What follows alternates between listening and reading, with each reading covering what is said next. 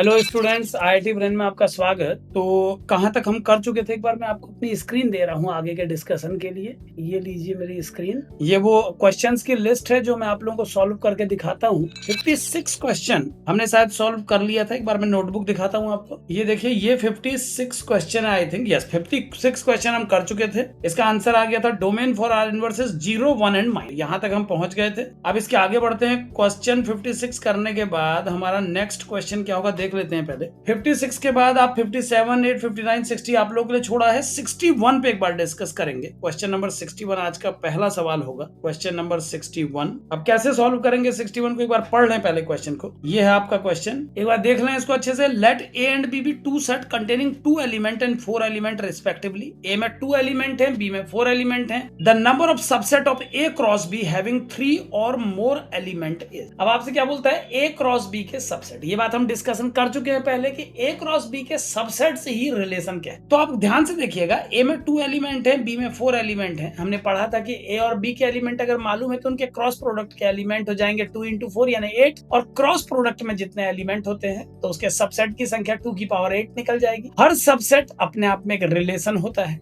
लेकिन इस क्वेश्चन में बोला गया है कि आप केवल उन्हीं सबसेट की बात करें ए क्रॉस बी के जिनमें 3 या ज्यादा एलिमेंट। क्या लिखा है, the number of subset of A cross B having 3 और मोर एलिमेंट, यानी आपको 3 या 3 से ज्यादा एलिमेंट वाले सबसेट ही गिनने हैं। अब क्या मतलब है इस क्वेश्चन का एक बार समझें। मैं एक बार नोटबुक में समझाता हूं आपको। जो आपका ए सेट है इस क्वेश्चन में, उसमें 2 एलिमेंट है और बी में 4 है। ठीक है, ए में 2 एलिमेंट है, यानी कि कार्डिनल नंबर जो ए का हो गया वो 2 हो गया, और बी का कार्डिनल नंबर 4 है। तो ये बात बिल्कुल क्लियर है कि ए क्रॉस बी का जो कार्डिनल नंबर हो जाएगा वो हो जाएगा 2 × 4 यानी 8। तो जो नंबर ऑफ सबसेट्स बन जाएंगे ए क्रॉस बी के वो हो जाएंगे number of subsets of A cross B equal to 2 to the power 8। मैं आपको हिंट दूंगा तब तक जब तक आप इस क्वेश्चन को सॉल्व करने वाली स्थिति में नहीं आते। जब मुझे लगेगा कि अप्रोप्रिएट डिस्कशन हो चुका है तो वहां से फिर आप खुद, क्योंकि बहुत सारे क्वेश्चन है, एक एक चैप्टर से 200, 250 क्वेश्चन है, तो हिंट दे करके जहां पर ये सॉल्व करने में कंफर्टेबल होगा वहां तक मैं आपको छोड़ के दे दूंगा सवाल। तो number of element in A 2 है, number of element in B 4 है, number of element A cross B 8, number of subsets of A cross B 2 to the power 8। अब ये जो 2 to the power 8 सबसेट्स हैं, इनमें सभी प्रकार के सबसेट, इनमें वो सबसेट भी हैं जिनमें 1 एलिमेंट है, जिनमें 2 हैं, जिनमें 4 हैं। Total element A cross B में 8 है। तो अलग अलग प्रकार के सबसेट में क्वेश्चन में हमसे बोला गया कि 3 या 3 से ज्यादा एलिमेंट मस्ट, 3 या 3 से ज्यादा एलिमेंट होने ही चाहिए। तो अब 3 या 3 से ज्यादा अगर एलिमेंट रखने हैं तो समझने की कोशिश कीजिए, एन में 2 एलिमेंट है, एन बी में 4 है, तो ए क्रॉस बी का जो कार्डिनल नंबर है वो 8, यानी 8 को लेकर के और किसी को ना लेकर के 0 से 8 तक एलिमेंट वाले बहुत सारे सेट बनेंगे।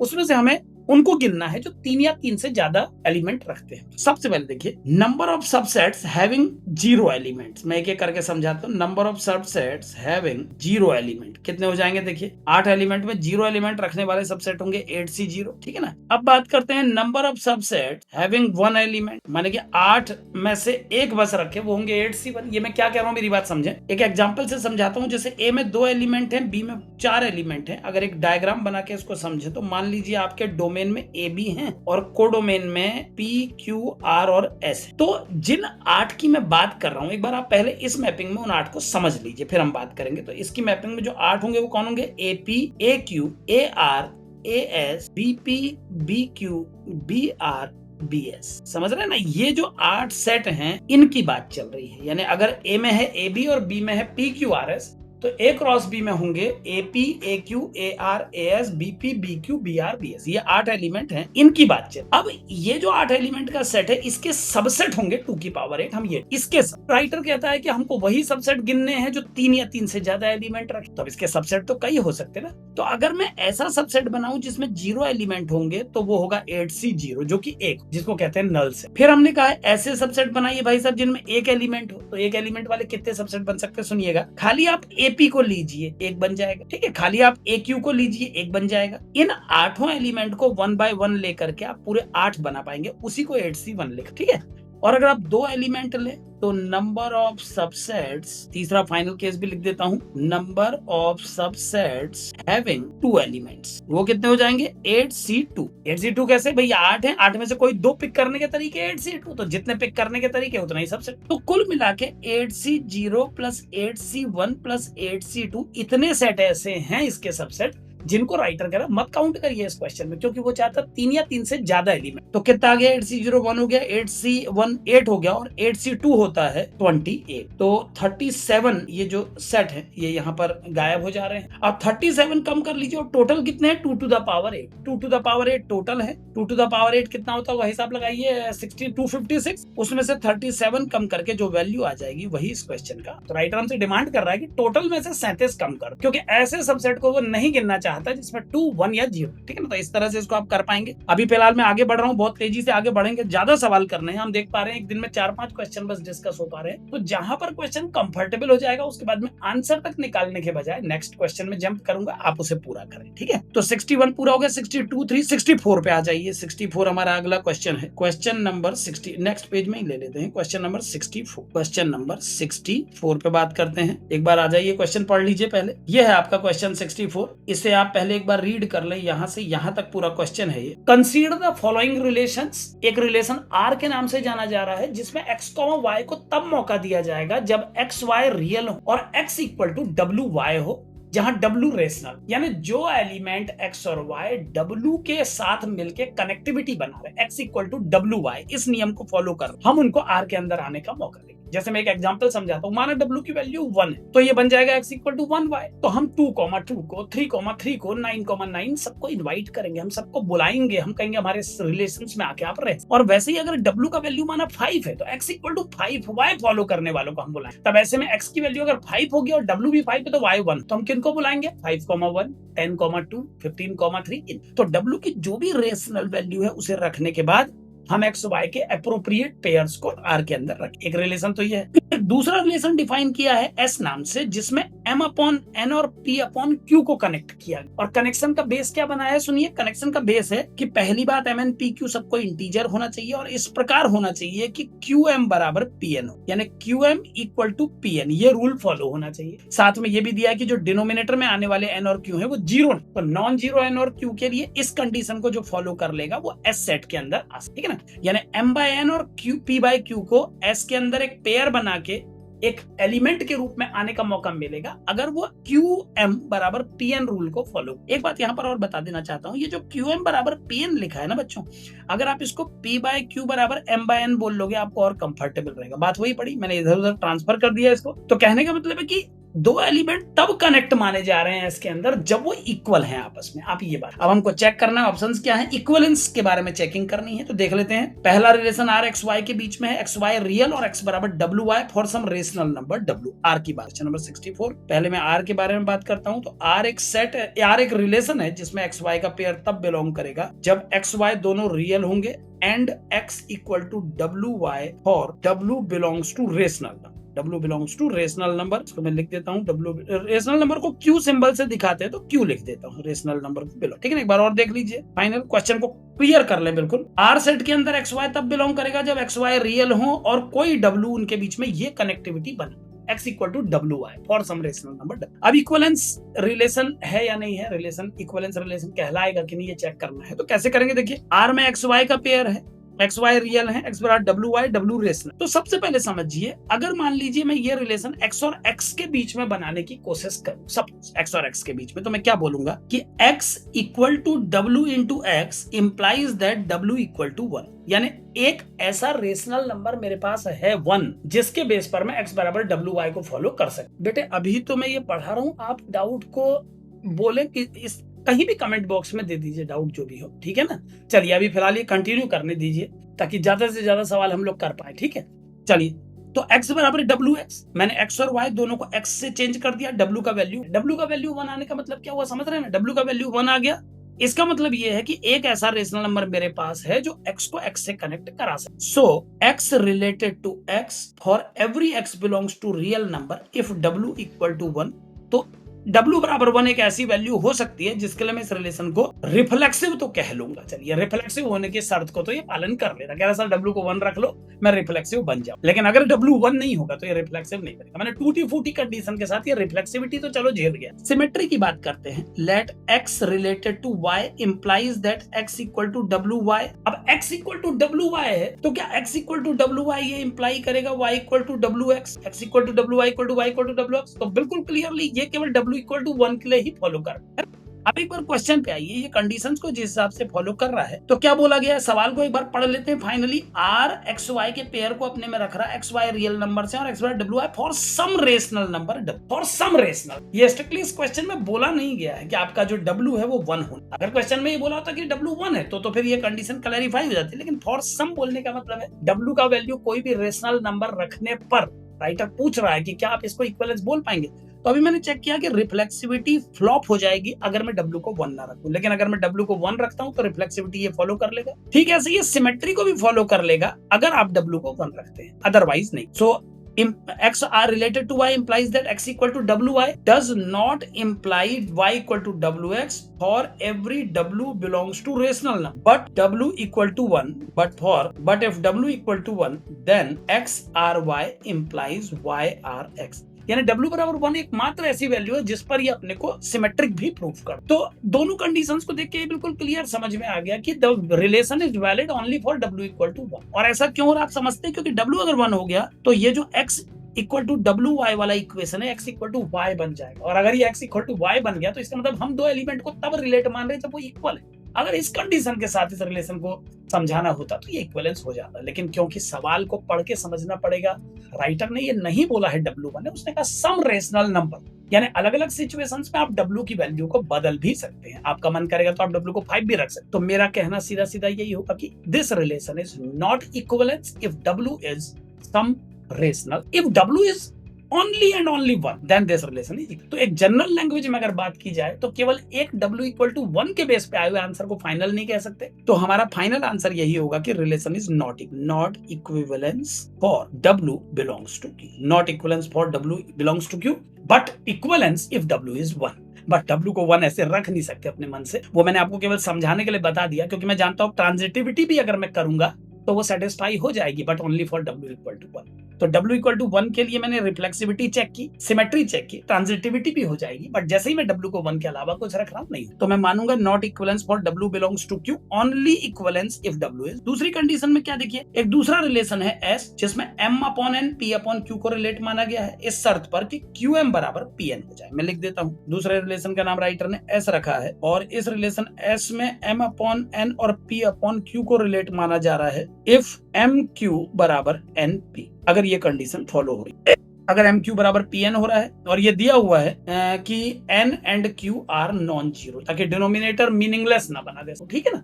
अब इस कंडीशन पे जरा सा आइए, अगर हम इस कंडीशन को ध्यान से देखें तो सबसे पहले चेकिंग ऑफ रिफ्लेक्सिविटी, अगर मैं आपसे ये कहूं कि M by N is related to M by N, क्योंकि आप देख पा रहे हैं कि M by N P by Q से रिलेटेड तब है जब MQ बराबर PN है, MQ बराबर PN है। अब यहाँ पर ध्यान देने लायक बात है कि अगर मान लीजिए MN कल को ये कह दे कि मैं MN से रिलेट होना चाहता, तो MN रिलेटेड टू MN ऐसा लैंग्वेज देगा, और ये इंप्लाई करता है कि MN बराबर NM होना पड़ेगा, और हम मैथमेटिकली जानते हैं कि MN बराबर NM। तो अब रिफ्लेक्सिविटी के लिए इसी बात को आप रिवर्स पैटर्न में लिख दें, आप सीधे सीधे बोल दें we know that MN equal to NM, we know that MN equal to NM, हम जानते हैं मल्टीप्लिकेशन कम्यूटेटिव होता है, और ये इंप्लाई करता है कि M upon N equal to M upon N।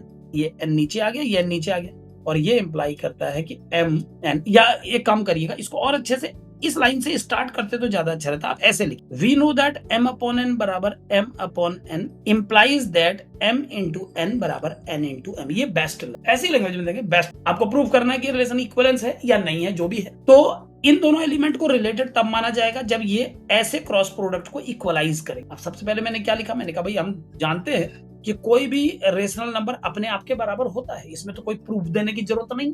तो अगर M अपॉन N के बराबर होता है तो क्रॉस मल्टीप्लाई करने पर ये और ये आते ही अब मैं कह सकता हूं कि इन दोनों में कनेक्शन है, इंप्लाइज दैट। ये देखो यहाँ पर गौर से अगर आप देखो तो जब ये दोनों इक्वलाइज हो जाते हैं तो ये M और ये N, यानी कि M अपॉन N, और दूसरी तरफ ये P अपॉन Q, ये देखो उल्टा, मतलब एक में चल रहा है एरो ऐसा, एक में चल रहा है ऐसा, M अपॉन N ये P अपॉन Q ये।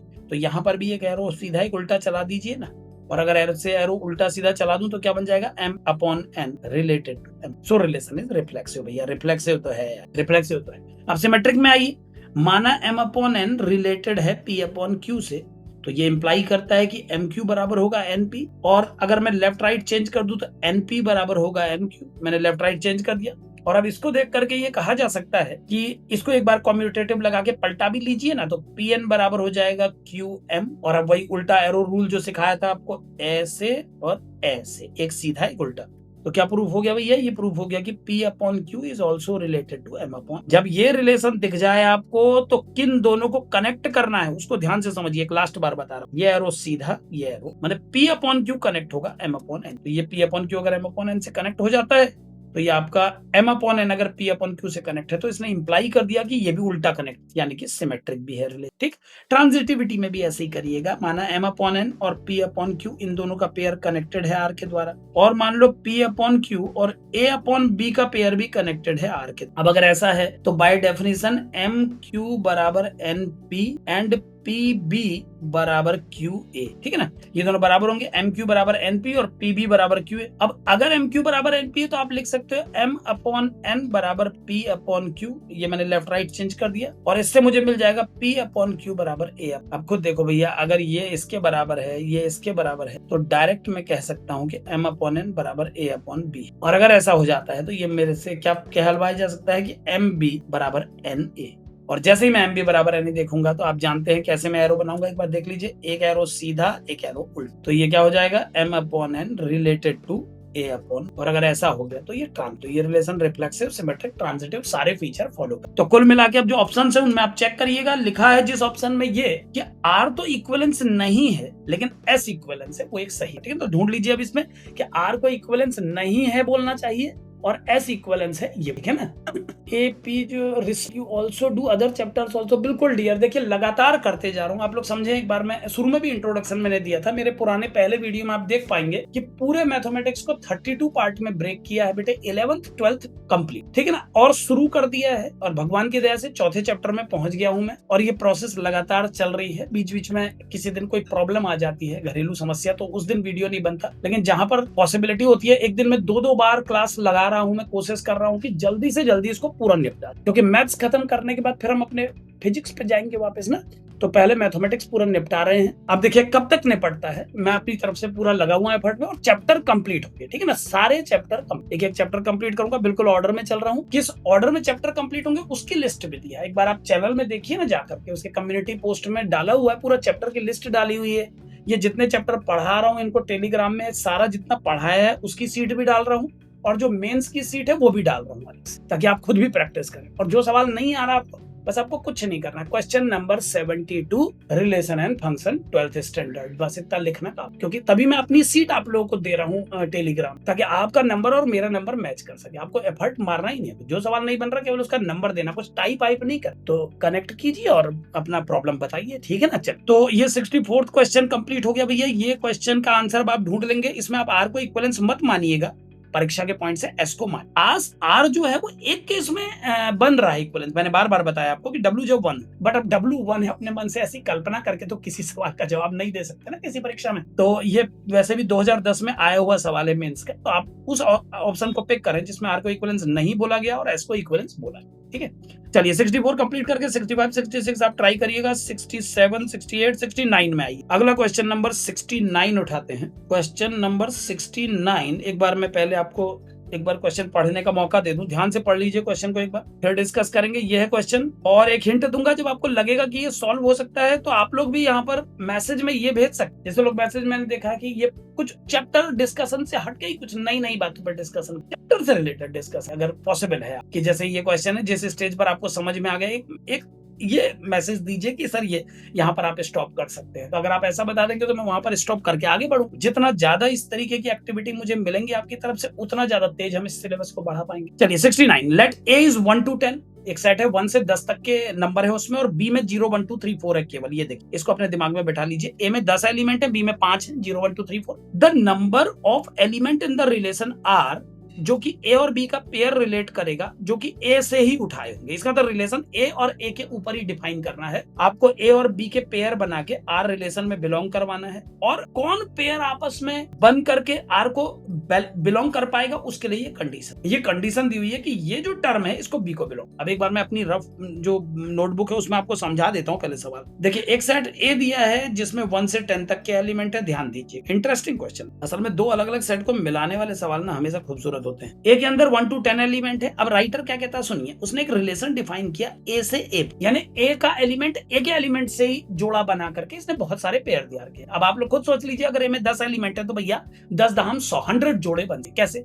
1 1 1 2 1 3 1 10, 2 1 2 2 2 3 2 10, 3 1 3 3 3 1 3 2 3 3 3 10, ऐसे ही 10 10 तक टोटल 100 पेयर बन सकते हैं जो आर के अंदर बिलोंग कर सकते हैं। लेकिन राइटर ने शर्त लगा दी। उसने कहा सबको मौका नहीं दूंगा, कोई भी एलिमेंट ए का उठ के ए के साथ कनेक्ट नहीं हो पाएगा। केवल उन लोगों को रिलेशन में पार्टिसिपेंट माना जाएगा जो भैया इस रूल को फॉलो करें कि 2a minus b whole square plus 3a minus b belongs to b. 2 3 क्या रिलेशन है यहाँ पर लिख देता हूँ, 2a minus b whole square plus 3a minus b belongs to b. और अब आपको बताता हूँ ये बी को, ये बी है, अलग से लिखता हूँ 0। ऐसे समझिए, वो ए और बी को शुरू में पढ़ने का कोई फायदा नहीं है। वो बी, कई बच्चे तो फिर गलती से ये समझ लेंगे कि ए और बी के बीच में रिलेशन बनाना है। ऐसा नहीं बोला है उसने रिलेशन को तो ए से ए में ही डिफाइन किया है। कहा ए के एलिमेंट को ए के एलिमेंट से ही जोड़िए, यानी कुल मिला के 100 लोगों को जुड़ने का मौका मिल सकता है, मिलेगा नहीं, मिल सकता है। क्योंकि रिलेशन में डोमेन के एलिमेंट 10 है, कोडोमेन में 10, तो 100 जोड़े बन सकते हैं। अगर कार्टेशियन प्रोडक्ट बनाने को कोई कहे इसमें मुझसे ए क्रॉस है तो मैं पूरे 100 एलिमेंट लिखूंगा इसके अंदर, लेकिन रिलेशन में वो सबके सब आएंगे ये जरूरी नहीं। आप लोग जानते हैं कार्टेशियन प्रोडक्ट का सबसेट होता है रिलेशन एक नियम भी जान, और इस रिलेशन को क्या नियम पता है? देखिए, रिलेशन ये बोलता है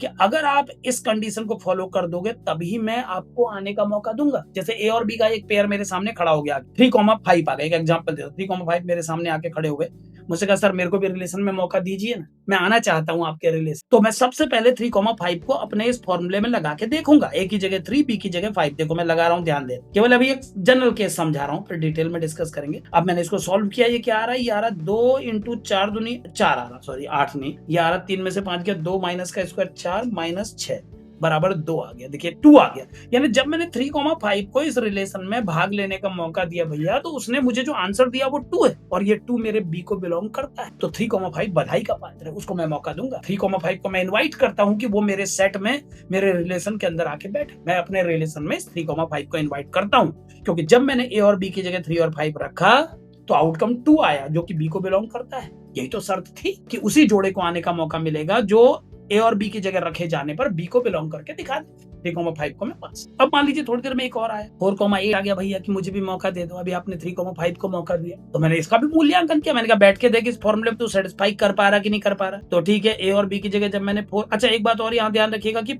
ऑर्डर में लगाना है। अगर आप A, B बोल रहे हैं तो आप ए की जगह 4 और बी की जगह 8 लगाएंगे ऑर्डर में। अब इसको अगर मैं सॉल्व करूं भैया तो ये क्या आएगा? देखो 2 और ये आएगा 16, अरे बाप रे तो बहुत बड़ा आ गया, -12, 8 4 12, ठीक है 16 32 12 20 आ गया है, तो बहुत बड़ा आ गया है। तो ये तो बी के दूर दूर से भी बी का रिलेटिव नहीं बन सकता। बी तो बहुत गरीब है, उसके अंदर केवल 0 1 2 3 4 है, तो इसको मैं रिजेक्ट, ये 4,8 को मैं रिजेक्ट। ये है। अब आप समझ गए होंगे कि क्वेश्चन क्या है।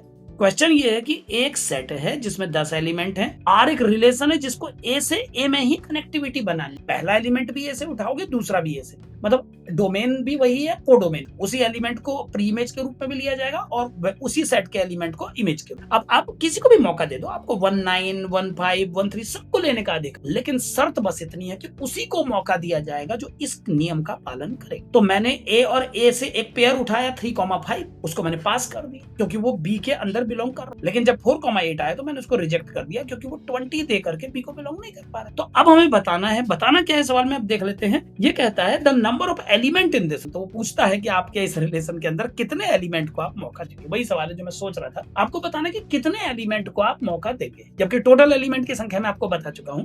अगर मैं एक के साथ कार्टेशियन प्रोडक्ट बनाऊं तो टोटल 100 एलिमेंट 1 1 1 2 1 10 2 1 2 2 2 10 और ऐसे करके 10 1 10 2 10 10 पूरे 100 बनेंगे।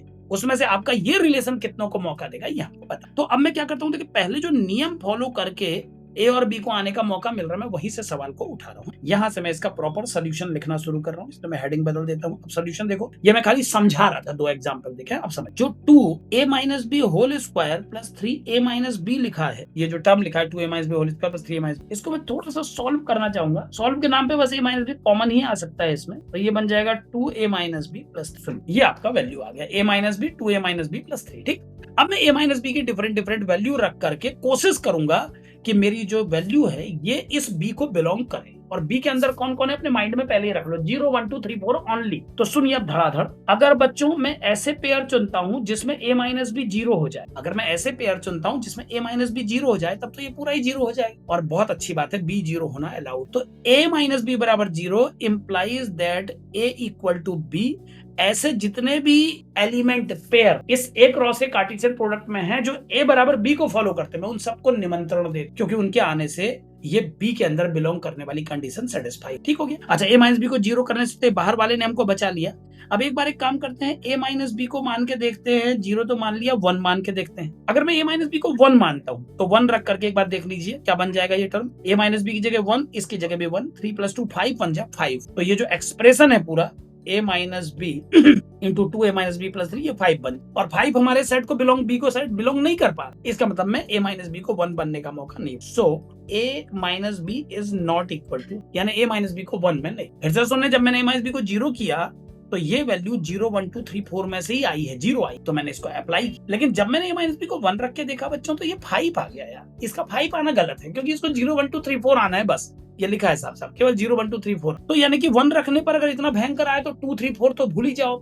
यानी positive side a minus b की वैल्यू कोई भी इंटीग्रल वैल्यू नहीं हो पाएगी। 1 नहीं हुई तो 2 3 4 का तो सपना भी मत देखो। तो मैं डायरेक्टली लिख देता हूं कि a minus b is not equal to 2 3 4 5 and etc। ठीक, अब 0 एप्लीकेबल हो गया है, 0 का मौका दे दिया गया, 1 को फेल कर दिया गया, 2 फेल, 3 फेल, 4 फेल, 5 फेल, सब पॉजिटिव नंबर। नेगेटिव की तरफ चलते हैं। Now let a minus b is -1। अगर a माइनस बी -1 लगाते हैं तो ये क्या बन जाएगा, एक बार इसको पहले ही सोच लीजिए। अगर आप a माइनस बी को -1 लगाएंगे तो a minus b into 2a minus b plus 3 बन जाएगा आपका -1 into 2 into -1 plus 3, finally it is -1। इसका -1 बनना ये इंप्लाई करता है कि गलत हो गया, क्योंकि हमको तो 1 2 3 4 लाना था। तो a minus b can not be equal to -1। ये -1 भी हो सकता है। -1 ना होने की वजह सुनिए, बाहर का टर्म भी नेगेटिव है, सॉरी बाहर का टर्म है नेगेटिव और जो अंदर का टर्म है वो हो गया पॉजिटिव, है ना। तो इस वजह से ये पूरा आंसर नेगेटिव आ गया, और नेगेटिव आना अलाउड नहीं, आपको केवल ये 4-5 एलिमेंट लाके दिख, ठीक है। लेकिन एक बात है, अगर अंदर का टर्म भी नेगेटिव हो जाता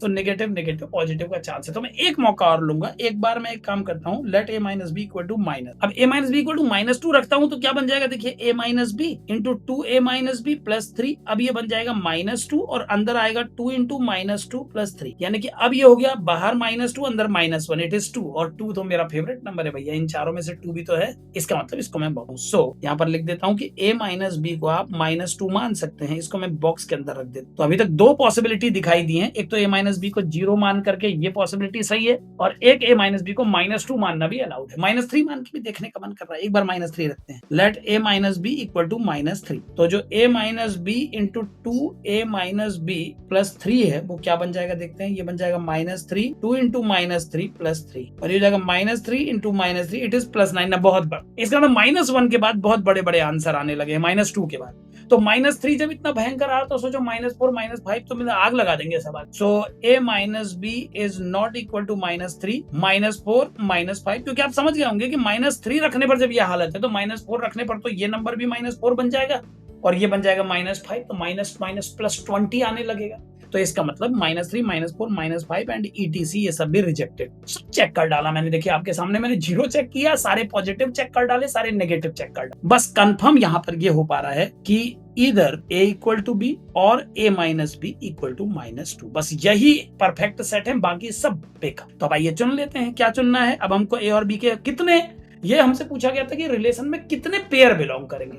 तो a बराबर b को फॉलो करने वाले सबका स्वागत है। तो a बराबर b को अगर बुलाना है, उनको अलाउ कर रखा है आपने, तो फिर किन किन को मौका मिला, देखिए सबसे पहले 1,1 2,2 एंड डैश डैश डैश 10,10। 10 तो ये हो, क्योंकि आपने बोला जिनका a बराबर b है उनको मौका देंगे, और दूसरा आपने बोला जिनका डिफरेंस -2 है उनको भी मौका देंगे। तो ये मौका कितने लोगों को मिलेगा, 1 3 के साथ, 2 4 के साथ, और इसी क्रम में 8 10 के साथ, बस 9 किसी के साथ नहीं, क्योंकि डिफरेंस -2। अब आप गिन लें कि ये कितनों को मौका मैंने दिया और इस हिसाब से अपने ऑप्शन को चेक। तो इसके बाद बस आपको ऑप्शन मैच कराना है, वो आप खुद करें। आगे बढ़ते हैं, 69th क्वेश्चन आपका कंप्लीट हो गया है। बहुत बढ़िया है अतुल कुमार जी। चलिए, तो ये आ गया 69th क्वेश्चन, ये कंप्लीट हो गया। 69 के बाद 70 71 72 आपके लिए छोड़ा है, 73 4 75 में आई। 75 75 अगला क्वेश्चन पिक किया है, एक नए पेज में इसको स्टार्ट करेंगे। क्वेश्चन नंबर 75, एक बार आपको स्क्रीन पे पहले दिखा दूं क्वेश्चन, फिर डिस्कस करेंगे। पढ़ लीजिए पहले एक बार क्वेश्चन को। Let R1 R2 be relations on the set 1 to 50, 1 से लेकर 50 तक के एलिमेंट में R1 R2 दो रिलेशन डिफाइन किए। ठीक है भाई, सिंपल से 1 से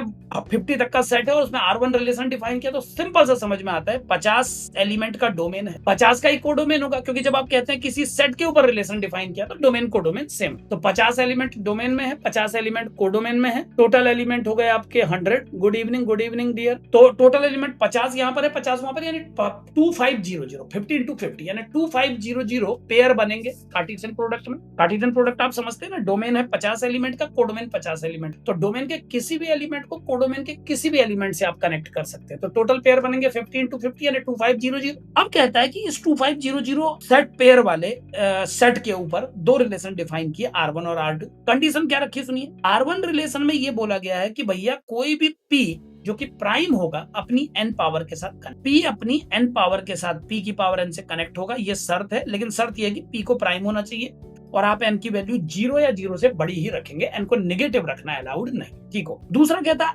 R2 रिलेशन में भी P की पावर n से कनेक्ट होगा, लेकिन इसमें आप n की वैल्यू केवल 0 और 1 रखेंगे। बहुत इंटरेस्टिंग बात, दोनों फंक्शन को आपस में चिपका दिया है। Let R1 R2 be relations on the set 1 to 50, इसका मतलब होता है कि 1 से 50 तक आपका डोमेन है, 1 से 50 तक आपका कोड। आप एलिमेंट पिक करेंगे 1 से 50 के बीच में, और आपकी इमेज भी होनी चाहिए 1 to 50। अच्छा, फिर शर्त क्या रखता है कि P का रिलेशन P की पावर n से है R1 में, और P का ही रिलेशन P की पावर n से है R2 में, दोनों एक सही। बस अंतर इतना है कि पहले वाले में आप n को 0 से बड़ा कोई भी इंटीजर रख सकते हो, 0 भी रख सकते हो, और दूसरे में आप केवल 0 और 1 रख सकते। अब क्वेश्चन पूछता है number of element in R1 minus R। अब एक बार अपने शब्दों में मैं समझाता हूँ, अपनी स्क्रीन पे जाके क्वेश्चन नंबर 75 पे हम लोग डिस्कस कर रहे हैं। देखिए मैं बताता हूँ क्या कह रहा है। राइटर कह रहा है कि R1 एक रिलेशन है जो एक सेट 1 2 3 अप टू 50 को डोमेन के रूप में ले रहा है, और इसी फैमिली को कोडोमेन के रूप, रेंज तो बाद में तय होगा, फिलहाल डोमेन कोडोमेन दोनों यही है। अब R1 में किन पेयर्स को आने का मौका मिल रहा है, तो राइटर ने बोला कि भैया R1 को बिलोंग करने वाला पेयर होगा P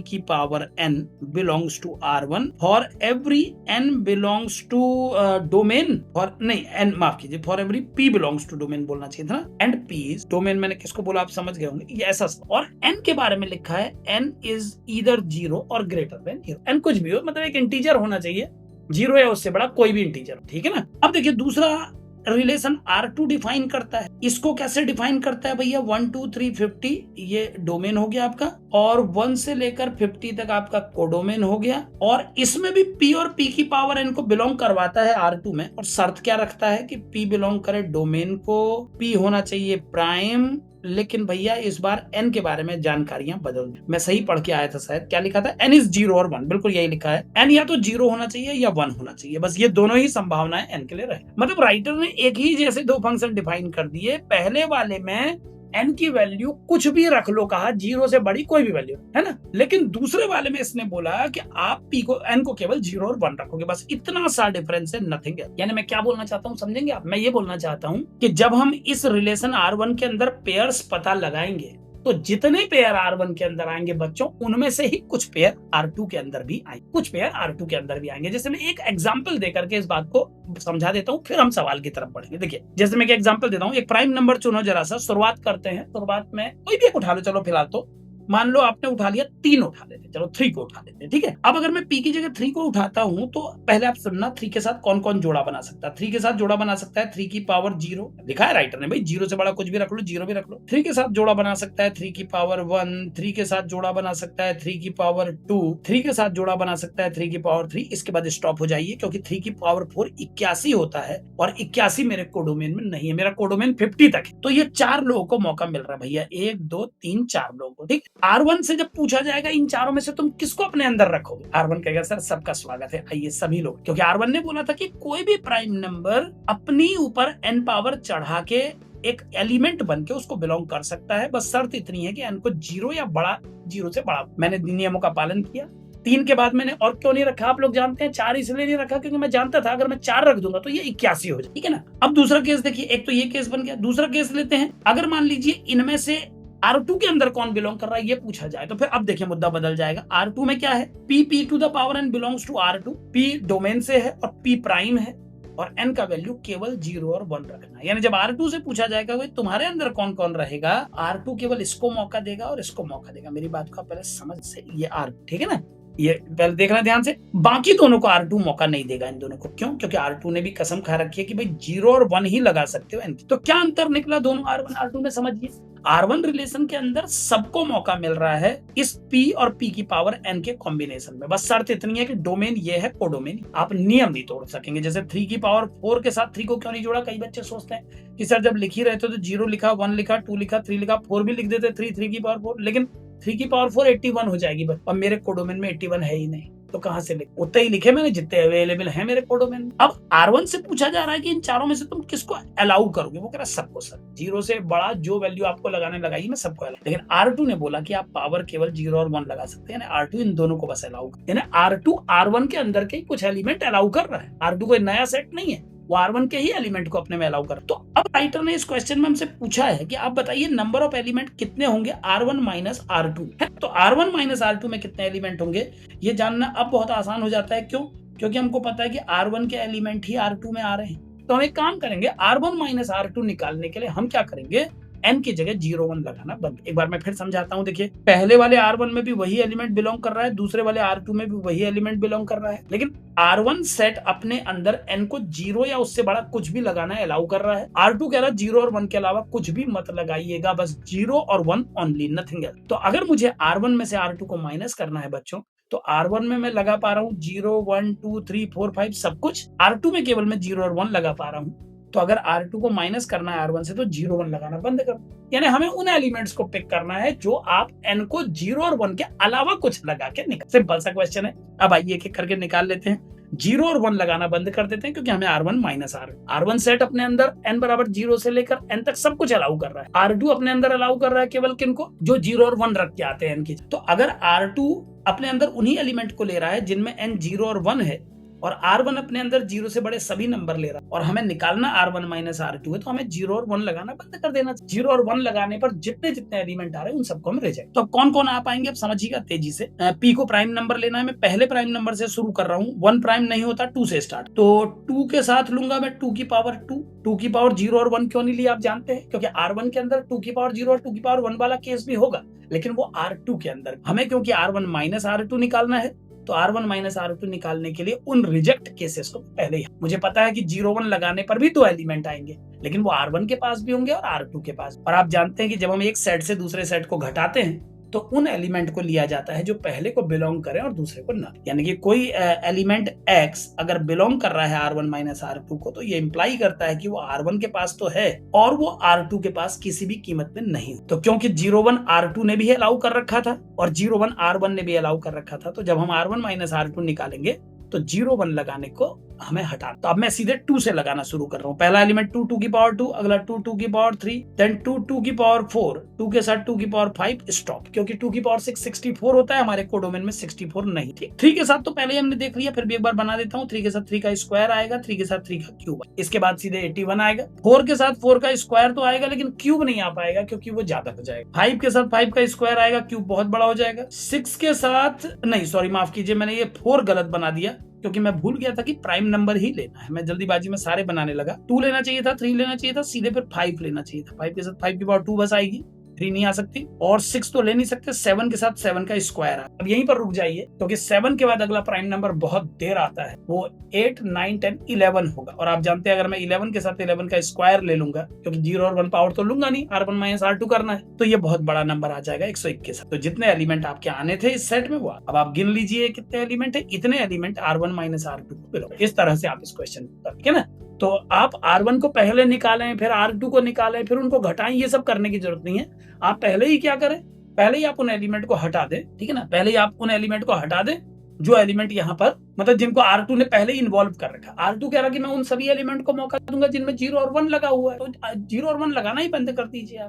आप सीधे 2 से लगाना शुरू। तो गिनती के केवल ये 7 8 एलिमेंट ही सेट में आप, ठीक है ना। चलिए, तो यहां तक आज हमने कर लिया। हम 75 क्वेश्चन तक पहुंच गए। कल अब हम शुरू करेंगे फंक्शंस के। 2 टॉपिक एक साथ यहाँ पर हम डिस्कस कर रहे हैं, रिलेशंस एंड फंक्शंस। तो रिलेशंस के कुछ क्वेश्चंस मैंने छांट के आपको कराए, बाकी ये सीट में टेलीग्राम में आपको दूंगा। तो बाकी जितने सब आप करें, जिस नंबर के क्वेश्चन में डाउट होता बस उसका नंबर आप भेज देंगे, मेरे तक मैसेज आ। बच्चे पूछ भी रहे थे कि सर सवाल पूछना हो तो कैसे पूछे, तो मैं 75 बार बता चुका हूँ कि बस एक कमेंट बॉक्स में एक नंबर डाल के भेजना है, चैप्टर का नाम, क्वेश्चन नंबर, ये सीट आपको टेलीग्राम में मिल। ठीक है, तो जिस सीट से मैं पढ़ा रहा हूँ अगर आप भी उसी सीट को सॉल्व कर रहे हो तो पूछना बहुत आसान है, केवल नंबर लिख करके मेरे तक मैसेज, ठीक है ना, सवाल टाइप नहीं कर। देन अब फंक्शन से हम लोग कल स्टार्ट करेंगे, अगली क्लास में हमारा टॉपिक होगा। चलिए तो आज के लिए इतना ही, बाय।